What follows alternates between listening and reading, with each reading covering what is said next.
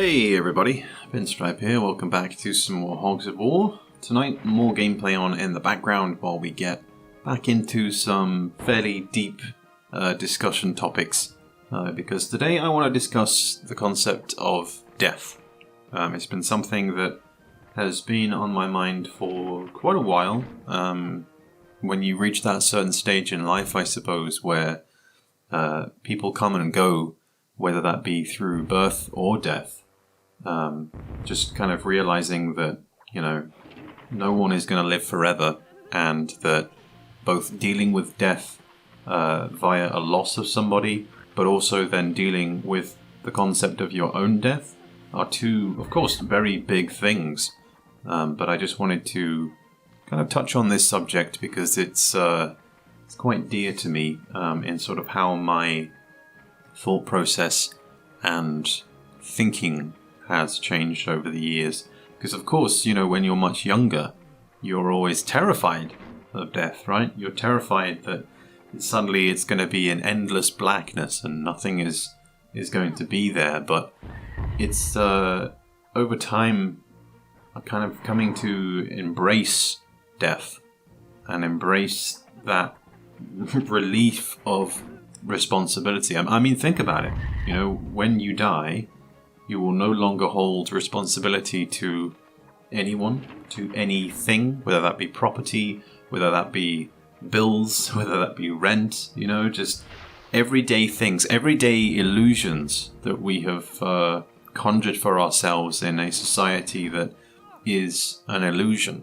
Everything in life technically doesn't exist. It's like we're playing this game of life constantly. When you look at a bank and you look at money and you look at, yes, that has an economic value, but it's a value that we have made up for ourselves. It's like in Hogs of War, when we make up the rules to play the game that how we want to play in a way that feels balanced. Does that make us communists? I don't know, but maybe we're getting a little bit off topic, but it all relates back to that idea of relief within death and not having to worry anymore. Because I don't know if anyone that is watching this video believes in reincarnation.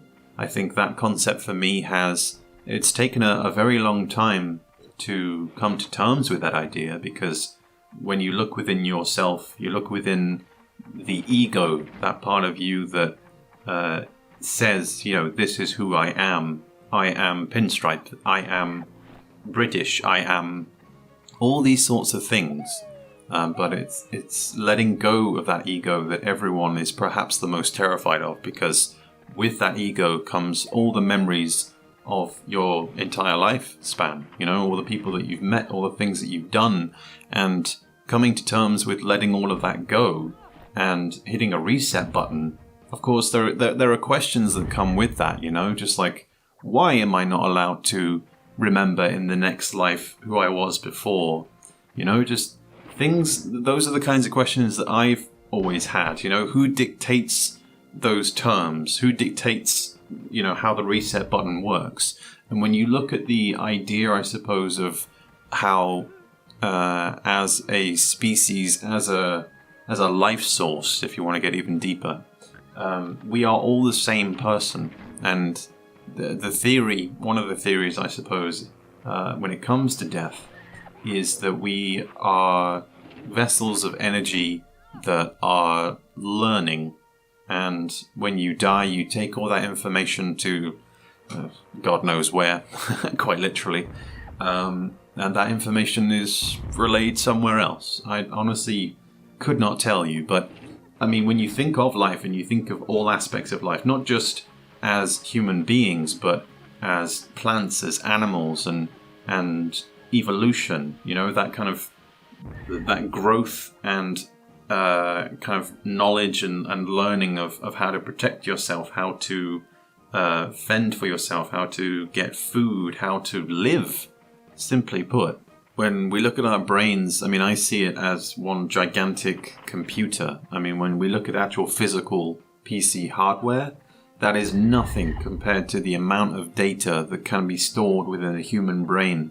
And the complexities that come with that are obvious, but also just gigantic, like beyond the scope that we know of. We could go even further as well within the concept of death and get into the philosophical debates about, you know, just the afterlife in general, about other dimensions, about light beings and all this sort of thing. But I don't want to go too down the rabbit hole because, of course, everyone has their own opinions on death and what that brings. Every culture has its own theories, but they all share that same idea that there is something else. There is something else to look forward to, whether that be reincarnation or whether that be an afterlife. And there's no, in my mind, there is no right or wrong answer. Like, you know, you are entirely entitled to your own opinion because nobody has the answers and nothing becomes clear until that moment when you are on your deathbed. And there's always been those examples of people who have reached that state of bliss just before they go. And it could be just nonsensical rambles, but it could also be that moment where you are able to embrace death and suddenly everything becomes clear to you. The universe becomes clear and everything that you've been doing up until that point has... It's not been nothing, but in the grand scheme of things, it kind of doesn't matter.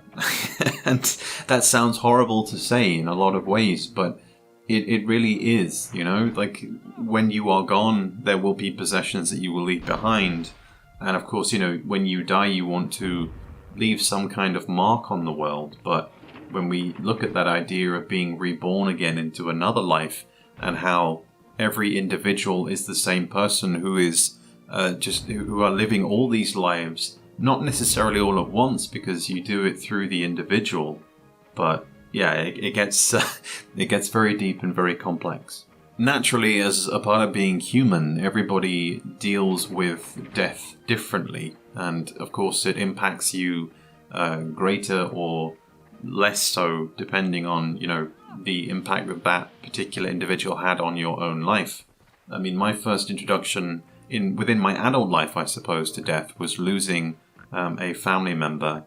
But, you know, on receiving the news, of course, there were tears, but it was barely a day or two later that I was celebrating that death, and at the funeral, you know, my family members were in tears, but I did not shed a single tear. And it sounds almost robotic to say, but there was just something within me that I was relieved that this person was at peace, for their sake and for ours, I suppose, because, you know, if somebody's in hospital, that in itself is just a big thing that everybody worries about. So there was relief in that regard, but also then just I was kind of celebrating this person internally within myself, and then trying to sort of radiate that out. You know, so people were asking me, like, at the funeral, like, you know, are you fine? Are you okay? I'm like, yeah, like, I'm perfectly fine, and I was happy. It was such a strange mix of emotions that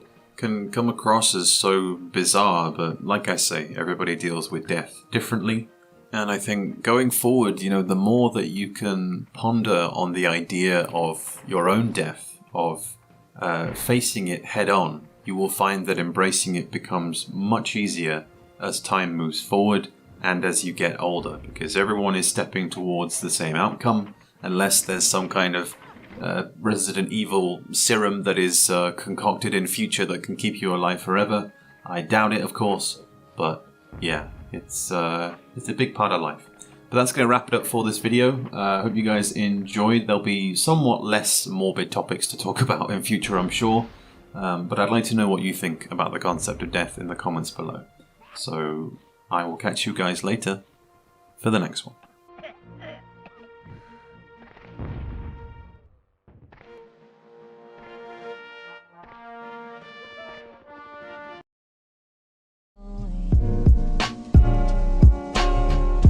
Destination going.